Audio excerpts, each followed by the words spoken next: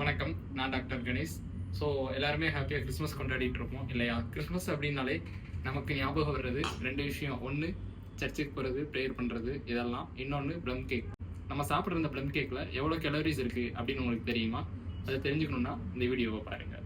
நம்ம நார்மலாக சாப்பிட்ற ப்ளம் கேக்கில் 100 கிராம் ப்ளம் கேக்கில் கிட்டத்தட்ட 250 300 கிராம் வரைக்குமே கேலரிஸ் இருக்குது. ஸோ எல்லா ப்ளம் கேக்ஸ்லேயுமே அப்படி தான் அவ்வளோதான் கேலரிஸ் இருக்குமா அப்படின்னு கேட்டிங்கன்னா கிடையாது. ப்ளம் கேக்கோட ப்ரிப்ரேஷனை பொறுத்து மாறும். நான் சொல்கிறது ஆவரேஜான வேல்யூஸ்.